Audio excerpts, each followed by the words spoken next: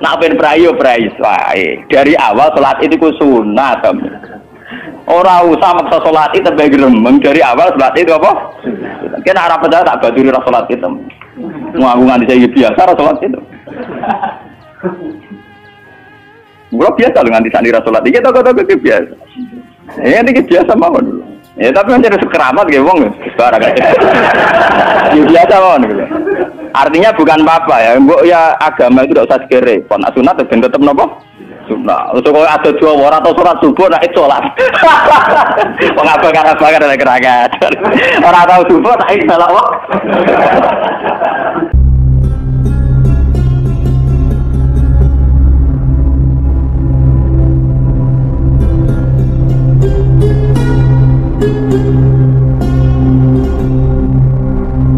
Mun kula niati saking dalam kepen ngaji masalah ulul amri ya.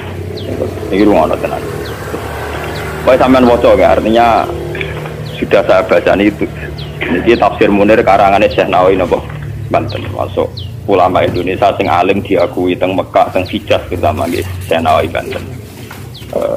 Beliau itu guru Mbah Khalil Bangkalan. Mbah Khalil Bangkalan di murid golongane Mbah Hasyim Asari satu usia. Ya Mbah Hasyim butuh Gus Dur berarti. Sore malah sanad. Jadi termasuk ulama top tenggene Mekah riyen niku Syekh Nawawi Banten. Sing ngarang tafsir Munir. Ngaten kula terangake.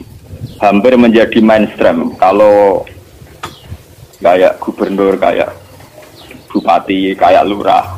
Itu rata-rata legitimasinya secara syariat itu dianggap ulil apa? Amri ya. Dalam konteks NU mungkin itu PBNU, dalam konteks Muhammadiyah mungkin PP Muhammadiyah. Nah, urusan ngaji ngene iki ulil amri aku ngongkon rugen luwih sederhana, luwih apa? Yang jelas melihat asbabun nuzul itu kental sekali bahwa sebetulnya masalah itu tidak keluar dari disiplin militer. Kalau balik malam melihat asbabun nuzul awal mula ayat ini turun itu tentang disiplin apa? Militer. Karena dalam teori perang itu 1 detik 2 detik pasukan internal itu konflik bisa kelibas semua. Sehingga dalam sistem perang atau sistem komando tidak ada ruang ijtihad, tidak ada ruang polemik, tidak ada ruang beda pendapat. Kalau dalam suasana normal orang boleh berijtihad bagaimana Indonesia yang terbaik, bagaimana umat Islam terbaik. Ada yang bermadzhab harus pribumisasi Islam misalnya. Orang yang berpendapat kudu jelas al-haqqu bainal haqqi apa? Hak mana batil. Kalau baleni malih. Ayat ini secara nuzul itu jelas-jelas tentang konteks perang. Kita tahu dalam teori militerisme, dalam teori militer, teori perang tidak ada ruang diskusi, nggak ada ruang dialek, juga tidak ada ruang ijtihad. Semua harus tunduk pada perintah komandan. Sehingga orang sekali Ammar bin Yasir, orang sekali Abu Bakar As-Siddiq. Ketika Nabi suatu saat memimpin, Khalid, kamu komandan. Itu sahabat yang kaliber kayak Abu Bakar sekalipun itu tidak berani bantah. Meskipun atas nama kesalehan Khalid bin Walid itu tidak apa-apa dibanding itu Abu Bakar. Tapi karena ini sistem perang, di mana keputusan harus final dan harus cepat, kalau tidak terbunuh, itu harus tunduk. Jadi tidak bisa ada ruang istihad lagi, karena ini sudah di medan apa? Perang, harus seragam. Ya sama, teori militer mulai zaman dulu sampai sekarang sama, harus seragam, satu komandan, satu instruksi. Nah, kalau demikian halnya, maka fantasi-fantasi kita, sering dengarnya kita, ulul amri itu lurah, bupati, gubernur, itu salah besar kalau melihat asbab nuzul ini. Dan itu yang pertama kaul yang diyakini Syekh Nawawi sinten. Makanya di sini beliau bilang apa itu awal-awalnya itu qala Sa'id bin Jubair nazara hadil ayat fi haqqi Abdullah bin Hadzafah As-Sahmi, terus fanazalat hadil ayat fa khina idzin fal murad bihim umara'us saraya. Tapi lucunya pendapat ini tidak populer di Indonesia. Paham ya? Tidak apa? Padahal ning kene takbire sorry fal murad bihim umara'us saraya. Yang harus kita tundui tidak boleh ijtihad lagi adalah umara'us saroya, komandan perang. Karena harus satu instruksi, satu garis. Sekarang kita coba latihan ijtihad. Kalau kita latihan ijtihad dalam kondisi normal, tentu guru dengan murid saja bisa beda. Tidak boleh kita langsung tunduk sama guru dalam hal kondisi normal, dalam hal ijtihad. Orang tahu semua kalau Imam Malik itu gurunya Imam Syafi'i, tapi Imam Syafi'i punya mazhab sendiri yang tidak sepersis mazhabnya sinten Malik. Orang tahu semua Hambali itu muridnya Syafi'i, tapi Imam Ahmad punya mazhab yang tidak seperti mazhabnya Syafi'i. Bahkan dalam Islam jelas-jelas ada aturan main manis ada fa'asoba falahu ajron wa in akhto'a falahu ajrun wahid. Orang yang istihad kok benar dia punya 2 pahala, kalau salah hanya 1 pahala.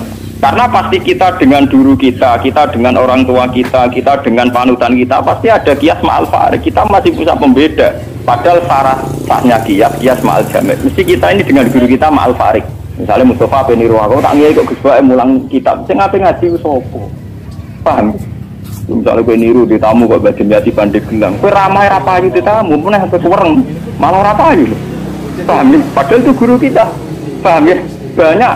Kenapa kita harus beda dengan guru? Bukan karena melawan, konteksnya beda. Misalnya istiqomahnya kiai tentu mulang santri, kita tidak punya santri, itu ini tonggo, paham ya? Iku tonggo sing kita kalah sejarahnya. Tahu diutang, tahu buruh, bareng ngono kita modal jadi kiai mantan buruh yang ngerasa atau bingung tau lek dakwah, paham ya? Bagaimana mungkin kondisi sosial kita yang begini, apa kiai PD kalau kiai-kiai sing sana turunin apa? Ya, paham. Akhirnya kita tetap diam-diam punya format sendiri. Nah, makanya bagaimana mungkin ulul amri itu ditafsiri kalau harus seragam di luar konteks militer tentu salah besar. Malah Imam Nawawi memiliki dawuh bahwa ayat ini sebetulnya turun dalam konteks apa? Militer. Gini ku umaraus saroya. Tapi tragisnya pendapat ini tidak populer di Indonesia. Mulai tiap lurah, bupati, tiap kiai yang mimpin ormas itu mengklaim kalau beliau-beliau itu adalah apa? Ulil. Dan kita harus taat, harus tunduk. Paham ya? Itu kalau menurut pendapat di sini ya, niku awal yang dipilih ya. Artinya Imam Nawawi menceritakan 3 pendapat, tapi yang diprioritaskan di pertama. Biasanya tradisinya ulama, kalau yang dihikayakan pertama itu yang diyakini, paham ya? Dia misalnya punya 3 hikayah pendapat, ya kok yang diletakkan di pertama berarti yang paling apa? Diyakini. Itu biasanya tradisinya ulama kultural. Paham ya? Terus pendapat kedua, qala ba'duhum ta'atullah wa rasulihi wajibatun qat'an. Sudah jelas ya kalau taat Allah Rasul pasti wajib. Sekarang kalaupun ulul amri itu adalah penguasa atau ulama atau guru atau orang tua, itu dalam keputusan Islam yang ijma. Ini perlu dicatat. Dalam keputusan ijma, Islam yang sampai napa? Ijma. Bukan dalam keputusan Islam yang masih dikhilafkan. Dan tidak banyak masalah Islam yang ijma. Perlu dicatat. Tidak banyak masalah Islam yang diijma. Misalnya sholat zuhur, paling yang diijma ulama itu hanya bentuknya yang 4 rakaat. Variasi senda kepembok. Paham ya? Tidak kok si tangan mbok ning isole udel apa ning igo sing jari ilang mergo dicolong Adam keluar igo dikane sinten? Awak mindal ilai harus ditutupi nak senda. Sedang mbok hadis kondi ku pirang-pirang. Paham ya? Oh, nek salate wong Pakistan ngeten kenceng. Wong Nabi nate dawuh nang salat sedekah itu seneni. Maksudnya tanganan beno kaya biasane. Dadi ngeten. Paham. Wong ana hadis nek cara riyen guru kula nate cerita. Nek salate wong Turki apike jajasan dasinan. Kok jare Nabi, kowe nek salat kudu ala ahsani hayatikum pada baju terbaik kalian. Sarung identik mbek wong nganggur. Paham ya? Berarti kena sholat sarungan, berarti sowan pangeran dengan pakaian pengangguran. Paham ya? Mereka sarung itu gue kemulan, gue nyolong pelem, gue tabok dadu. Makanya orang Turki itu meyakini sholat yang baik itu pakai baju kehormatan. Itu sih gue sowan presiden, gubernur. Dulu atau Mesir, tenggene Turki, wong sholat mesti dadinan celana. Paham ya? Karena Nabi hanya pakai aturan umum ala ahsani apa? Hayatikum. Sehingga pernah ada ulama hadis besar di Al-Azhar itu khutbah dia dasinan tidak pakai peci. Ditanya itu tidak pakaian mainstream yang di Mesir, ulama Mesir. Dia bilang ini ahsani hayatikum, ini keadaan terbaik saya. Paham?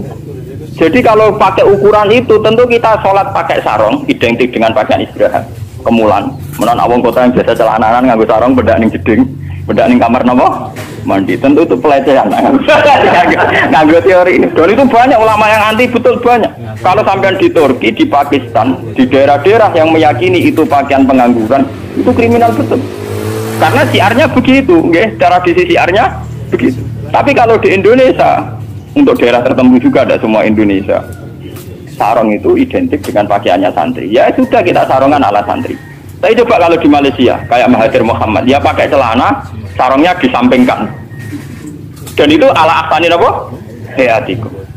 Tapi di Indonesia sama tak gitu, ketoprak tapi. Nah ini contoh. Lah yang kayak begini tidak mungkin masuk kategori wajib taat karena variannya tidak ijma gitu loh maksudnya. Saya paham ya? Nggak mungkin kita taat sama guru sama penguasa yang variannya begini karena tidak pada level nopo ijma. Paham ya? Mulane kula nu tak ngiling-ngilingan, kula ngertakoki santri kula. Nah salat cepet. Ya sing wajib pokoke itu juga dari subhanallah terus sujud. Pokoke sing ijma aja. Kula niku pokoke standar sing cepet. Kula ngiling-ngilingan sunah Nabi mok sita. Kula sering labenan putih niku tak ngiling-ngilingan sunah Nabi. Mergo kula cobaan gak mungkin. Daripada orang blas, wah giling-gilingan Nabi seneng pakaian putih, kalau seneng putih, kalau seneng giling-gilingan. Kalau paling rasa seneng lebih badai jujur. Kalau Nabi paling rasa seneng lebih sing corak ruwet. Mergo Nabi nanti dia ibadah itu menolak karena coraknya kenapa keruwetan. Jadi taubun lahu a'lamu cara Indonesia kenapa badai. Makanya itu untuk zina. Biasanya kalau dalam tradisi Islam yang untuk zina itu perempuan, apa? Makanya desain klambi takwa itu tidak ada yang badai karena memang kalau yang kaitan takwa itu identik dengan polos. Niki cerita sunnah loh guys. Artinya tidak ada yang saya kritik biasa apa standar. Nah ini cerita ala asani apa? Ala asani hati. Tapi yang menjadi masalah, kalau nanti diskusi kiai, tapi masalahnya ini loh, kelambine wong Indonesia paling dalam kehormatan itu badai. Makanya banyak kiai-kiai yang sholat Jumatan malah bilang ngaku badai. Alasannya Jumatan disunatkan pakai putih, kalau enggak baju terbaik. Nah kadang badai itu menempati kasta terbaik. Tapi sebetulnya itu keruwetan. Masalahnya itu ada variannya dulu, varian coraknya itu yang lahu a'lam, yang variannya apa? Keruwetan, apa? Keruwetan. Kita ira apa-apa, ira apa-apa. Penting ra udah. Lah yang kayak begini itu tidak mungkin menemukan format ijma sehingga tidak mungkin kita wajib toh. Ini catat ya. Tidak mungkin kita wajib toh. Sehingga tidak perlu santri Indonesia yang mondok Mekah terus mulai jubahan nggak perlu. Sing mondok India terus nganggo turbus gitu boten perlu. Sing di kiai kemal-kemul jubuhan, orang ganteng biasa terus jubuhan. Wah, sini-sini wong. Nah gurumu nih Mekah jubahan pantas ganteng gagah. Aku wirong puasa keriting jubahan. Mesti pikiran wong pertama punya orang arah darani sunnah Nabi. Tanya benda bi, mesti wong ora sido nafsirno sunnah tapi nafsirno sing ora. Paham ya? Terus menyangkut varian-varian yang terus begitu. Lah termasuk yang diijmai ulama yang paling sensitif tentu masalah nikah. Itu mulai dulu sampai sekarang kita harus syukur sama pemerintahan Indonesia. Delala kersane Allah diputuskan sepihak. Sebetulnya sepihak loh, saya ulang-ulang sepihak. Format nikah di Indonesia mengikuti mazhab Syafi'i. Yaitu harus ada wali atau pengganti wali dan dua napa?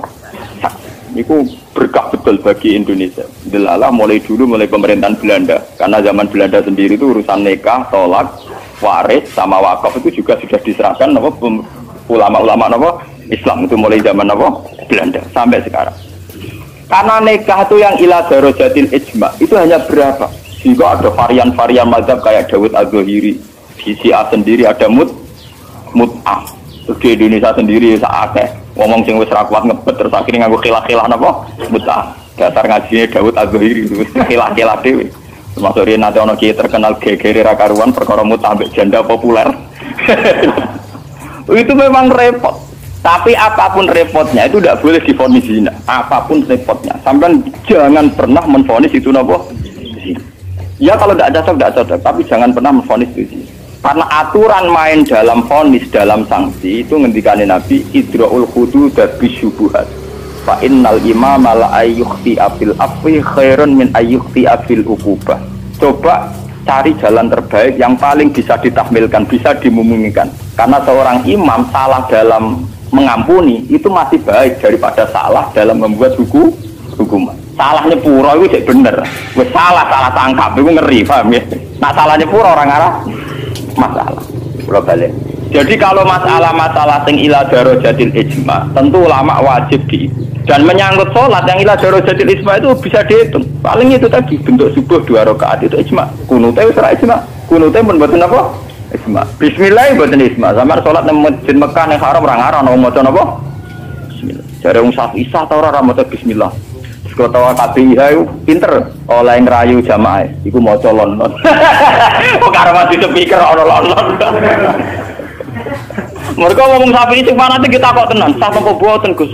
Wong Fatihah kok boten maca napa? Bismillah. Itu ketok kabeh iku maca tapi apa? Mugaran di sepi kerasa wae ayo kru. Lah jamaah ya goblok nggih pun nak ngoten. Dari dulu kalau bismillah itu memang masalah. Nggih, mulai riyen memang napa? Masalah. Yang kalau kayak gitu itu tidak ila darajatil ijma. Lalu wonten cerita ulama Wahabi ketemu ulama Sunni. Zamane Sunni nang Indonesia ku NU. Kita kok. Bismillah iku ayatun min kulli suratin utawa ora. Dari ulama NU ya ayatun min kulli suratin. Ya mesti kiyak tau NU. Ditakoki wong Wahabi, kowe nak nulis kul wa ahad iku mulai angka 1 ayat 1 ku apa? Ya kul wa ahad iya nak mulai ayat ditulis mulai bismillah. Ora ana tulisan Quran bismillah ditulis ayat itu. Mesti kul wa ahad 1, Allahu somad 2. Wong kowe dhewe ora temak, kok barani ayat iku piye? Wong kowe dhewe nulis iku mulai napa? Ayat. Mulai kul wa napa? Tapi ulama Wahabi kalah sitok ning Fatihah. Khusus Fatihah itu sebetulnya dalam ini ulama Wahabi itu pasti salah. Khusus Fatihah itu memang mulai dulunya dulu zaman ulama hadis. Khusus Fatihah itu bismillah ayatun minha. Nggih, ayatun minal Fatihah. Makanya Qur'annya Wahabi sekalipun itu untuk Fatihah bismillah itu sudah punya angka apa? 1. Khusus Fatihah loh ya. Agar atau neliti, menyerah atau paham. Mulai tuilik ngapal Al-Quran nganti laris semaan ora paham. Oh, ora bakat seneng ilmu. Khusus bismillah di Fatihah itu sudah ditulis angka 1. Karena dulunya dulu khusus Fatihah memang bismillah itu ayatun minha. Paham ya? Tapi di selain Fatihah jelas enggak, sampean lihat. Di semua Quran seluruh dunia. Mesti bismillahirrahmanirrahim tanpa ada tulisan ayat. Baru kul a'udzu birabbil falaq ada 1. Paham ya? Itu menunjukkan bahwa tidak ayatun min kulli surah. Makanya sampean kalau punya Quran Arab Saudi ya, kalau sudah baca ya, ganti surat ya paling mandek sebentar, ya langsung sabbi isma rabbikal a'la, nanti ganti surat ya walaili idza yasha, nanti ganti ya duha atau apa, pokoknya dia tidak berhenti tidak baca apa? Bismillah. Tapi api pemerintah ini Wahabi ya api, bae ngono lah nak nyetak Quran standar dunia tetap ana bismillah itu. Paham? Bawa dirapayu Wahabi pokoke walhasil niku dekne tetep nulis napa? Bismillah. Jadi cocok pokoknya sementing ditulis lumayan. Paham ya? Mulane kiai-kiai kena iso do-do di jamaah. Sudah mboten maca Fatihah imame. Ya maca tapi kira krungu. Yang pernah. Wah payah. Paham ya? Tapi itu baik. Yang kayak begini itu tidak darajatil ijma dan kita boleh balelo, boleh napa? Balik. Ya sama seperti konteks tarawih. Lo bolak-balik matur, wong Muhammadiyah roh kabeh nak tarawih nang Masjid Haram 20. Taslimatun min kulli ada, tetep balelo 8. Pahami balelo napa? Wong NU ya roh kabeh nek Mekah Madinah ra ono kunut, tetepe balelo napa? Kunut. Paham? Paham ya? Di Muhammadiyah balelo ning tarawih, NU balelo ning kunut. Itu sah secara ilmiah karena tidak darajatil ijma. Ya sah itu secara ilmiah apa? Sah. Apa contoh diterusno urusan poligami, tapi ekstrim. Poligami nggih ngoten. Wong roh kabeh, nak sahabat-sahabat itu garwane ana sing 16, ana sing 10. Tapi wong Syafi'i meyakini maksimal 4. Wong yo roh kabeh, nak Sidina Ali misale dibojo nganti 16. Raja-raja Mataram malah 32 apa 6 ngono. Padahal iku Khalifatullah pranata napa? Ya wong ya artinya kita ini itu tidak ila darajatil ijma. Kamu menvonis zina pasti salah. Jangan mentang-mentang kamu Syafi'i orang Islam yang menikahi di atas 4 kamu vonis zina pasti salah. Vonis kamu pasti salah, kriminal vonis kamu. Jangan mentang-mentang Syafi'i kamu menvonis zina siapa yang nikah fawqal asar. Gak bisa. Karena itu memang keputusan maksimal 4 itu tidak. Sing ijma paling sak ndure siji mesti masalah geger iku ijma iku. Iku mergo nglakoni dhewe-dhewe. Paham? Nah iku peristiwa kenyataan, nah iku ora urusan ijma ulama. Mulane anggere ana kiai sing ahli sosial kados kula tak kok iku hukume poligami piye? Poligami ora piye. Lah kok ora wani iku ya mari repot. Lah mesti kemari repot. Halal sing mari napa? Repot. Jadi masalah-masalah yang tidak iradarojatil ijma itu tidak usah punya vonis hukum. Jangan katakan orang yang nikah faqal arba hukumnya itu juga menyangkut Jumatan. Jangan katakan kalau sebelum 40 orang terus tidak wajib Jumatan, tetap wajib. Khas mensyaratkan 40 itu khas mazhab nopo Syafi'i. Tidak bisa. Misalnya di desa-desa terbelakang banyak yang jumlahnya belum 40 dan mereka tetap harus Jumatan. Dalam kitab-kitab Syafi'i sarannya juga gitu. Jika dunal arba'in sebaiknya tetap Jumatan. Meskipun nanti sebaiknya AA2 duron. Meskipun nanti sebaiknya ya ada apa? Karena bahaya kalau nanti ada Jumatan disyaratkan nunggu orang 40. Nggak ada dalam tradisi wong latihan berjuang langsung di umat kira 40. Itu apa-apaanan. Latihan berjuang di umat 40 aku sakitnya. Nabi jadi nabi selawase orang yang di umat moloro telu. Terima wong sapi di umat minimal bro 40. Orang ngarah. Paham ya? Ini kalau baleni malik. Kalau pendapat ulama itu ilah darajatid ijma baru wajib ditunduk. Padahal masalah yang ijma itu bisa dihitung dengan jari. Misalnya sholat 5 itu paling bentuk rokaatnya yang ijma. Bentuk fatihahnya ya misalnya Hanafi tidak harus fatihah. Pokoknya mata ya saro minal Quran. Macam-macam. Oke, mata ya saro nopo minal. Kalau Syafi'i bentuknya harus fatihah. Tidak harus surat. Itu yang tidak ijma'nya. Begitu juga menyangkut itidal baca apa, rukuk baca apa, sujud baca apa juga tidak pernah ijma'. Sementing ada tumak ninah di qadri subha. Nah, ya ukurannya hanya pakai begitu. Kalau diteruskan juga masalah qiraah, ada Ibnu Katsir, ada Imam Asim, ada Imam Amir, Ibnu Amir dan sebagainya. Sehingga qiraahnya Quran macam-macam. Cuma kita ngikuti qiraah atau Asim min riwayatin apa? Hafiz yang kita yakini dianggap qiraah apa? Masyhur. Paham ya? Kalau terusakan jadi ini ku yang menyangkut Islam. Lah ini yang radi ekstrim Imam Nawawi ngendikan wa amma ta'atul umara wa salatin fal aksar annaha takun muharramatan. Ini ekstremen. Kalau taat pada penguasa atau raja itu kebanyakan konteksnya, kebanyakan kasusnya itu malah haram. Li'annahum la ya'muruna illa bil sunnah. Paling banter kebijakannya berbau napa? Nah ini kok ekstremen ya. Jadi Senawi Banten itu ekstrim. Dan dalam hal ini saya tidak sependapat dengan Senawi Banten karena kalau di kitab-kitab lain itu rata-rata meyakini vonisnya jangan haram, tidak wajib dulu. Kalau beda ini kalau contoh. Kalau dalam usul fikih dikatakan haram dengan tidak haram itu beda sekali. Sama seperti hukum dialogis. Misalnya Mustafa kere itu parah. Nah orang suge itu ya orang anti kere tapi orang anti suge.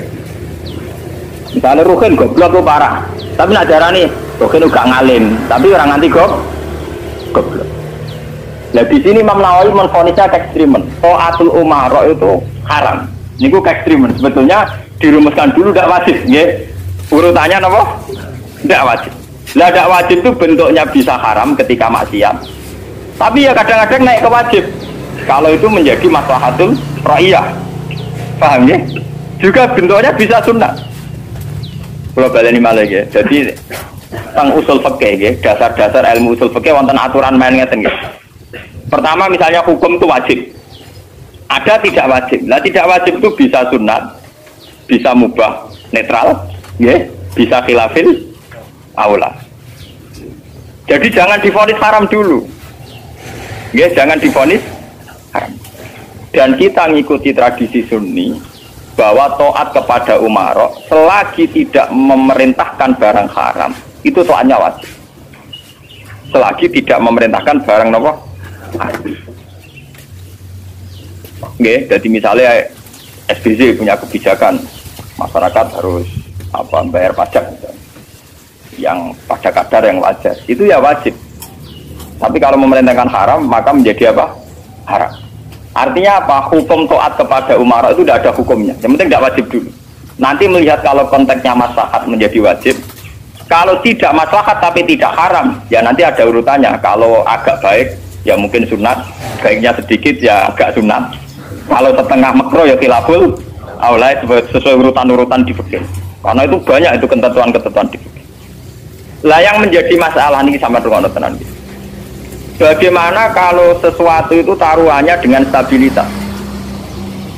Ini rungokno tenan. Entah itu stabilitas politik, entah stabilitas ekonomi. Kayak kasus Bank Senturi itu kaitannya jenenge apa? Stabilitas. Itu paling ngeri dalam semua tradisi kekhulafaan dulu. Misalnya Yazid itu jelas-jelas gentuk. Yazid bin Muawiyah jelas-jelas gentuk. Dia adalah aktor di balik pembunuhan Said Hussein di Karbala. Tapi kalau dilawan akan terus berdarah-darah umat Islam. Karena de facto Yazid lah yang dianggap presiden saat itu. Karena dia putra Muawiyah yang memenangkan pertarungan politik dengan Ali bin Abi Thalib. Jika kalau dilawan akan terus berdarah-darah umat Islam. Tapi keputusannya Said Hasan mengakui pemerintahnya Muawiyah, juga pemerintahnya Yazid. Apa mengakui kebatilan? Ya enggak.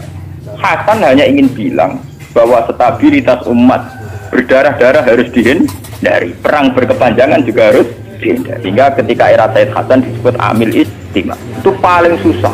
Dan itu mulai dulu sampai sekarang masalah. Begitu juga stabilitas ekonomi. Semua ulama itu ijma kalau riba itu haram. Lah riba itu apa? Mengambil kadar lebih dari uang pokok. Tapi semua sistem keuangan dunia meskipun itu di negara Islam yang jenenge bank rumus dasar itu suku bunga. Lah makanya kayak sama tak ceritani.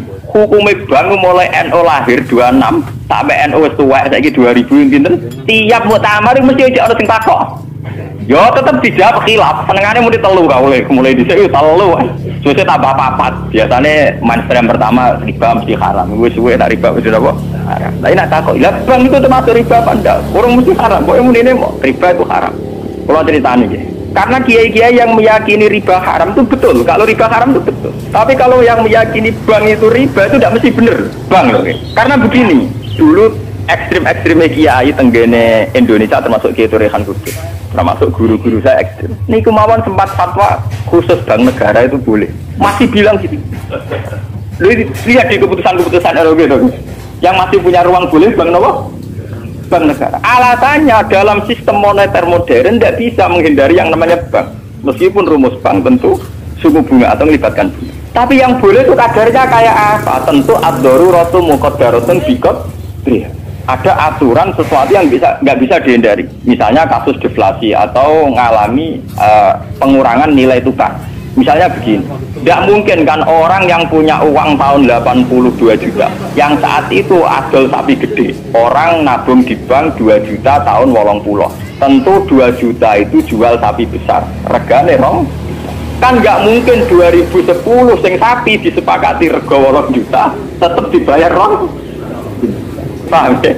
Masa yang kayak itu termasuk riba? Toh tidak keluar dari Rasul Mal durung juta kan aslinya sapi itu. Bagaimana mungkin kamu katakan itu keluar Rasul Mal? Rasul Mal sapi regane 2 juta tahun 80. Saiki sapi tahun 2010 mesti regane misalnya 10. Paham ya? Lah nek 8 juta mbok anggap riba. Lho Rasul Mal kok sapi? Sapi nek saiki regane 10 juta. Lha iku sing dadi masalah ulama. Makanya dulu ketika rektor Al-Azhar sing jenenge Muhammad Saltut, kenapa Saltut itu populer di dunia akademik? Mergo dekne tahu kontroversi mengatakan jika riba itu ada juz'un yasirun yang menutup angka penyusutan uang, maka itu belum sampai kategori apa?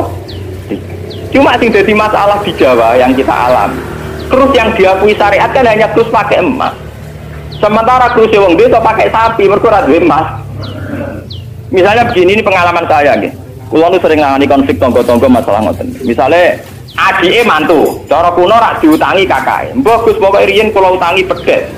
Pas niku payu 400.000. Tahun 80. Saiki tukarane wis ra rukun tahun 2010 kiyaine wis aku.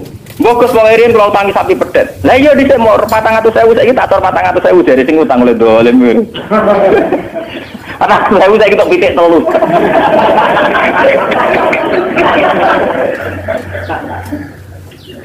Aku lo jadi kiai ini gampang kalau jawabnya, ternyata mawon. Nak disaur 400.000 jelas mari geger. Itu kalau ada pedet mawon. Mungkin utangnya apa? Pedet. Sampai itu goblok. Terus orang nganggo empat nganggo pedet, mungkin pedet ya, saya tunggu pedet. Enggak, aku ngukumi wajib nganggo krus pedet, wis rupa duit mesti geger. Wah, di sini kau pedet itu sahur apa? Sekarang tetangga saya itu banyak yang haji. itu gara-gara krusnya sapi. Dulu mbah saya itu namanya Mbah Sidik, itu haji ku entek sapi 16. Sekarang itu wong-wong darani haji ku murah. Dulu keluarga saya haji kula menangi dek cilik, keluarga kula haji mau bayar 7 juta. Menangi malih haji 14 juta. Pas bapak kula haji 2003 niku 23 napa juta. Tapi wong desa muni darani haji saiki sepakat murah. Mergo nak nganggo sapi. Mergo dhisik sapi entek sapi 16. Saiki 30 juta lah entek sapi papat. Dadi wong desa nak darani haji saiki luwih murah timbang dhisik. Artinya apa? Rupiah yang melonjak itu tidak ada pengaruhnya dalam kursi wong desa. Mergo dhisik 7 juta entek sapi 6, saiki 30 juta entek sapi papat. Bagaimana Anda bisa menvonis riba dalam konteks-konteks serwet ini ekonomi ini, paham ya? Mesti wong ora paham, nak wong fikih ngukumi riba itu sak perampangan. Ya mau mikir maksudnya ora paham. Paham ya? Kalau kita nanti dibantah mbak Kiai, lah nak ngoten nak jenenge riba. Sama nak diutang aku malah saya kira iso nyaur, mesti riba. Wong diutang Pak, wong diutang, saiki iso nyaur mesti kudu riba. Nak riba ora iso nyaur. Lah contohnya piye Gus? Nah, misalnya sampean diutang aku 10 tik. Saiki golek duit 10 kangelan mesti mbok sahur 100 rupiah riba lho kamu ning. Iya toh, misalnya orang dulu punya pecahan 10 rupiah, diutang 10 rupiah, saiki ruhin nyaure piye? Golek pecahan terkecil saiki 100 nyusui ra iso lho. Wong pecahane 80 ya ora ono. Apa riba itu misalnya? Paham ya? Kalau riba itu persis nilai intrinsik, nilai nominal uang, tentu masalah. Tentu napa? Berarti uang diutang 10 sen atau 10 rupiah kudu disaur 10. Golek ini ning ndi? Paham ya? Nah ora iso barang riba lu nyusui duit 100 rupiah, golek 10 rupiah 80 nggih. Piye carane? Malah ada ulama mbak gelem mikir, paham? Nah yang kayak begini ini masalahnya itu repot. Kalau sudah menyangkut stabilitas, entah itu politik, entah ekonomi, pasti itu repot. Ini kasus-kasus ini kasus Bank Senturi, kasus masalah intelijen itu kalau pertimbangannya stabilitas politik ada intelijen, stabilitas ekonomi ada permainan bank, kudu ono LPS, wah ono KKS, gampang ono bulan. Podo untuk stabilitas kiai yang ngono, antar kiai rapati ngalim itu dilindungi, itu ngono ya kiai. Ya karena semua itu demi stabilitas. Jadi aku ditakoki wong, cara jenengan Ki Mustofa nis putih sak jawab ya wong apik. Tapi kok nate ngeten-ngeten ya wong tahu salah tapi tetep wong apik. Itu demi stabilitas. Kalau mau tidak percaya pada kiai tinggi juga repot agama itu, paham? Paham? Orang mau bangko yang kalau nggak ada motif percaya ono ras. Podo kalau dukungan masyarakat ke kiai rendah kita ya repot ngurus agama kenapa? Nang takoki kiai sapa iki cara jenengan putih apik ya mending. Tapi kok ngene-ngene Gus ya tetep apik di bangku ya bener. Aku lah sering disewani tiang-tiang ngono kiai terkenal apa si A tokoh-tokoh desa mbok terkenal apa ngono jenenge fitnah yo macam-macam mbok fitnah mbok tenan apa napa alam. Ngono kiai kok kelakuane ngene-ngene terus ya ben apik to. Sing diarani kiai kok apa? Kiai ku wong sing mimpin salat. Nek pas mimpin salat itu pas kiai, lek di luar iku kowe ra ngekno ora apa-apa. Sesuai kiai ini kadang-kadang soal anakku, walau Gus kula difitnah ngeten. Ku yo goblok. Kiai kok di luar urusan salat. Yang penting lu anggere salat ke rukuk makmum rukuk kabeh, pas ke sujud kabeh ku jenenge kowe pas nyai. Paham nggih? Di luar iku 50-50. Kok aku sing ngalim perasaanku ngono kok kowe kok repot. Aku ora wis kiai ngalim, perasaanku dadi kiai pendak mulang amne. Ora mulang wis rapati napa? Iya, iya. Lho hak kontak kok itu goto gua nganti sakniki biasa teng pasar lungguh teng parkiran iki lungguh teng isor iki ya. Iki tiang-tiang lungguhne sepeda motor dhuwur kadang ya wonten sing ngamuk. Wis ono Gus Ba, aku bilang, aku nyayu pendak mulang. Kenapa ngene iki ora pas sing apa? Cuma tetep wong saleh, nek omong ya. Aku tetep wong saleh.